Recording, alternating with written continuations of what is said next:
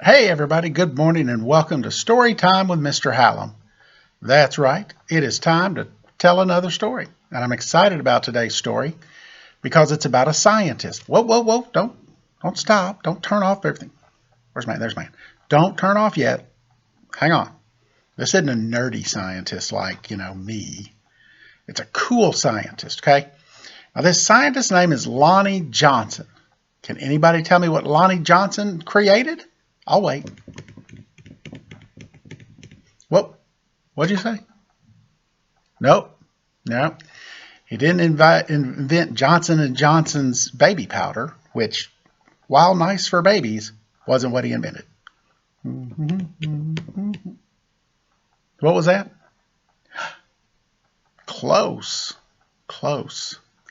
He is the inventor of the super soaker.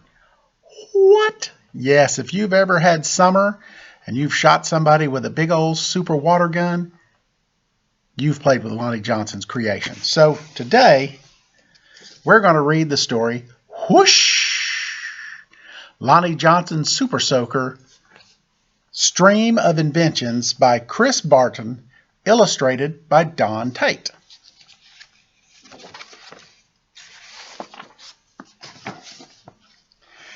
Every day brought a challenge for young Lonnie Johnson, the challenge of finding space for all his stuff. 6 Johnson kids were squeezed into their parents' small house in Mobile, Alabama. Lonnie would have loved a workshop of his own, but there wasn't room. There was nowhere to keep his rocket kits.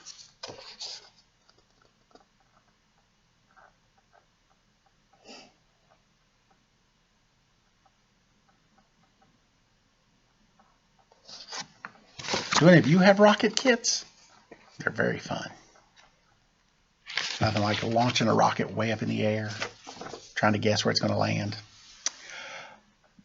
Bamboo shooters, rubber band guns, erector set, go-kart engine, bolts and screws and other spare parts his dad let him bring in from the shed, and various other things he hauled back from the junkyard. Lonnie loved building and creating. Ideas for inventions just kept on flowing.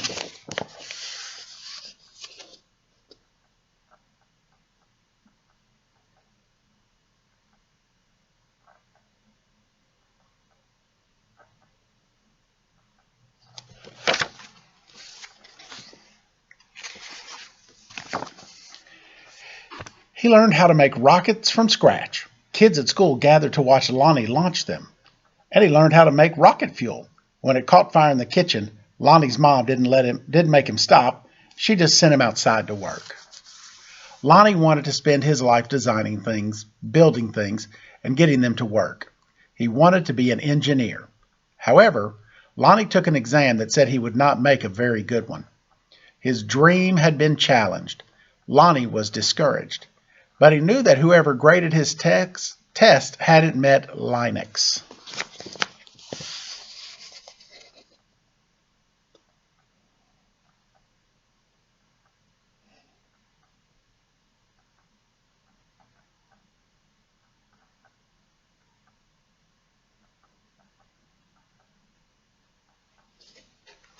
I just said Linux. I believe it's Linux. Inspired by a TV show, Lonnie had built his own robot. He made it out of scrap metal and named it Linux.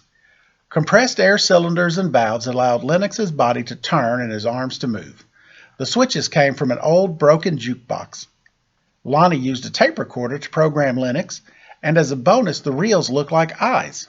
Lonnie wanted to enter his creation in a science fair, but he couldn't get his transmitter to work. Without it, Lonnie couldn't send commands to Linux. Science fairs came and went. Lonnie missed one and then another until he got an idea. Now Lonnie may or may not have asked to borrow his little sister's walkie-talkie. Have you done that?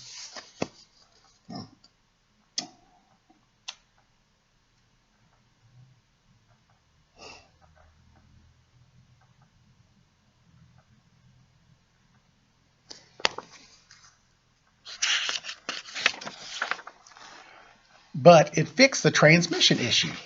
His school's team took freshly finished Linux to a 1968 science fair at the University of Alabama. where only 5 years earlier, African American students hadn't even been allowed.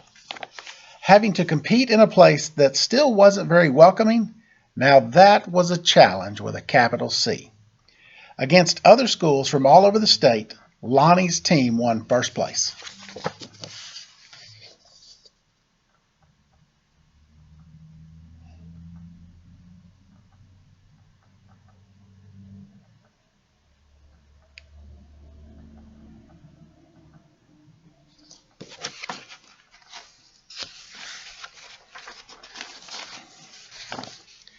Soon Lonnie left home to go to college at Tuskegee Institute, where he stood out as a self-confident, insightful, creative thinker.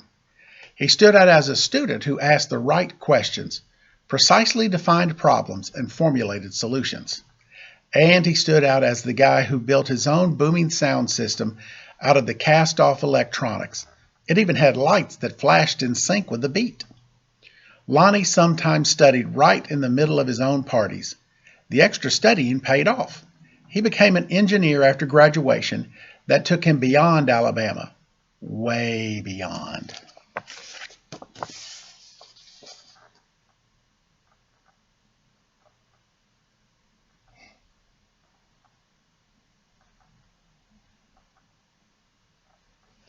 And see how he's dancing at the party while studying.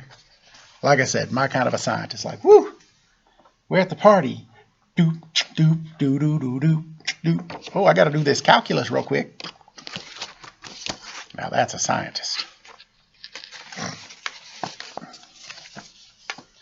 When NASA was sending an orbiter and probe called Galileo to Jupiter, the space agency needed to ensure a constant supply of power to the orbiter's computer memory. The engineer who had to figure out how to do it was Lonnie. His challenge was to come up with a lightweight backup system able to keep essential functions going in case the main power was lost. It wasn't easy. It wasn't obvious. But Lonnie found a solution. Some at NASA's Jet Propulsion Laboratory doubted his idea would work. Lonnie convinced them it would. He was right. As it photographed Jupiter and its moons, Galileo was supported by the power package that Lonnie designed. Much of what we know about Jupiter could have been at risk in a power failure if not for Lonnie.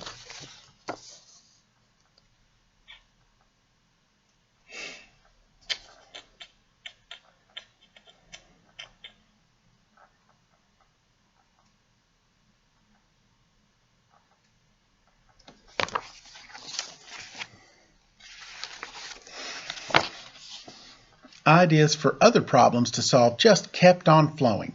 They flowed whether Lonnie was working with hundreds of people at NASA or up late tinkering with his own inventions in, finally, his own workshop. Lonnie knew the world's millions of refrigerators and air conditioners needed a new cooling system, one that didn't use R12, a chemical that was bad for the environment. He had an idea for using water and air pressure instead. To test his idea, he made a pump and nozzle, connected them to the bathroom faucet, turned on the faucet, turned on the pump, and then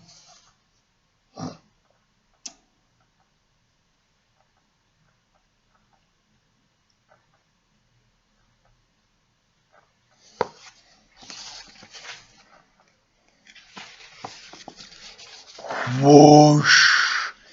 The stream that blasted across the bathroom was so powerful it created a curtain-swirling breeze. It also gave Lonnie an idea for another invention. This, he thought, would make a great water gun. First, he had to find or make the parts, including a pump small enough for a child to handle.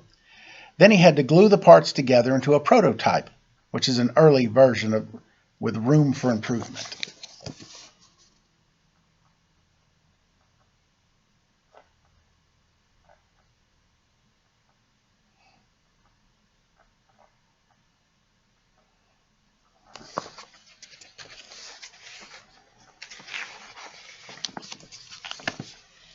Finally, Lonnie tested his strange-looking squirt gun at a picnic.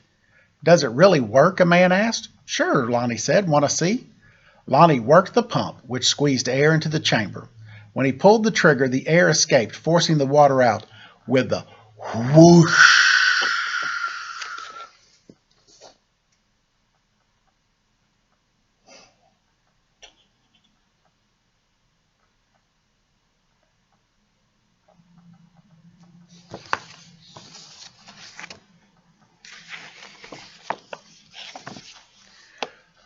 For a water battle to be a fair fight, there couldn't be.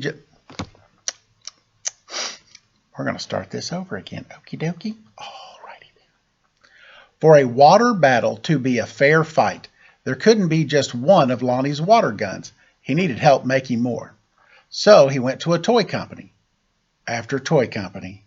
After toy company. Nope, nope, nope, nope, nope, nope, nope. The word no flowed again and again. But finally, one company said yes. It planned to make this water gun. Lonnie also had other projects, a water-propelled toy airplane, 2 kinds of engines, and his cooling system. He found investors to provide the money for turning his ideas into products people would buy. He made a leap of faith, quit his day job, and devoted himself to full-time inventing.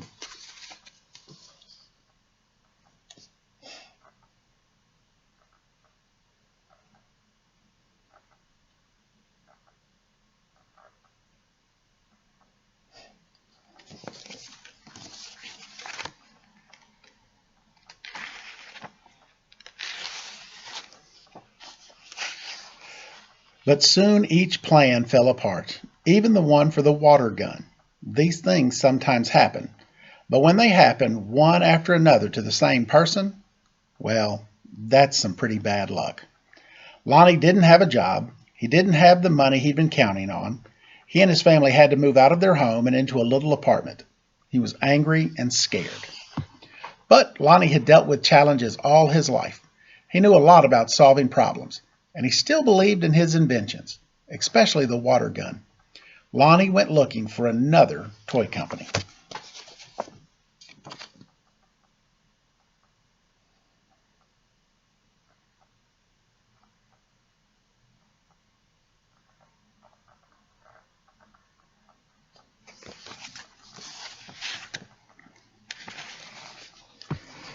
In 1989, he found a toy maker who was interested in seeing the water gun if Lonnie ever happened to be in Philadelphia.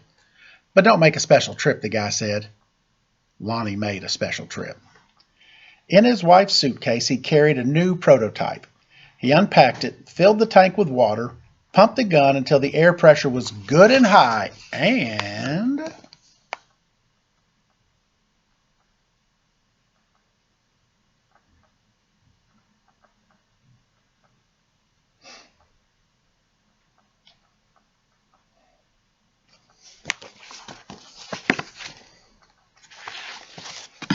whoosh!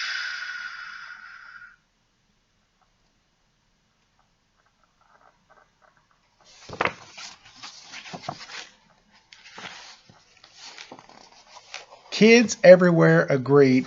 Hang on.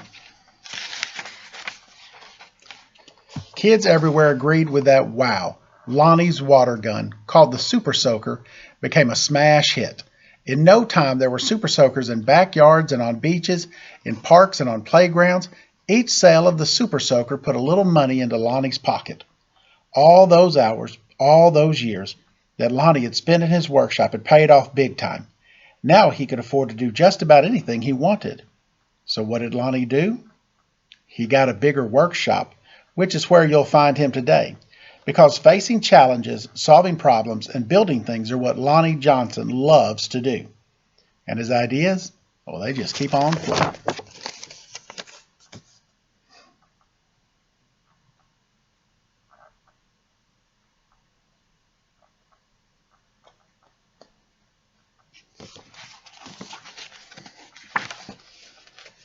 All right. Author's note. A super soaker uses a pump to compress the air found in its water reservoir, which puts pressure on the water. When the trigger is pulled, the pressurized water can escape and whoosh. If you search the internet for how super soakers work, you'll find a lot more about what goes on inside Lonnie Johnson's most famous invention. And then it has a a little asterisk. It says, throughout his life, Lonnie Johnson has sometimes worked alone and at other times as part of a team. The water gun that began in his bathroom got some help along the way from a builder of prototypes named Bruce de Andrade. The names of both men appear on the original patent for what has become known as the Super Soaker. However, Bruce's widow, Mary Ann, told me that her husband considered Lonnie to be the inventor. But if you want to better understand how Lonnie Johnson himself works, then you'll put down this book and step away from the computer screen and get permission to take something apart so you can see those kinds of goings-ons for yourself. You might even start with a Super Soaker. This book began with a lunchtime conversation I had with a couple of librarians in Texas. They had recently gone to a seminar where attendees were asked to draw a picture of a scientist. The most common image was a guy who resembled Albert Einstein, lab coat, white hair, white skin. The point of the exercise was to draw attention to the fact that scientists are more diverse than that. The lessons those librarians learned rubbed off on me, and by dinner time I had found the story of the African-American rocket scientist who invented the Super Soaker. What was most appealing to me about Lonnie Johnson's story was the fact that it was still unfolding. He didn't just take his Super Soaker money and retire young. Instead, he directed it towards hands-on efforts to solve one of the most important engineering puzzles in our day. His mission? To efficiently harness heat energy from the sun and other sources in order to generate the electricity we need without polluting the planet. I love talking with Lonnie Johnson for this book. I've never laughed as hard during an interview as I did when we discussed his work on Line X and how his family put up with his efforts, or rather, how they encouraged him. It's no surprise that today, even as he continues his own work, Lonnie Johnson makes time to encourage the efforts of tomorrow's scientists and engineers. I hope that this book will encourage them too. And then on the back, no picture, on the back, there's a quote from Lonnie Johnson that said, "I wanted to be an engineer before I knew what an engineer was. I was always curious to know how things worked inside." From Lonnie Johnson.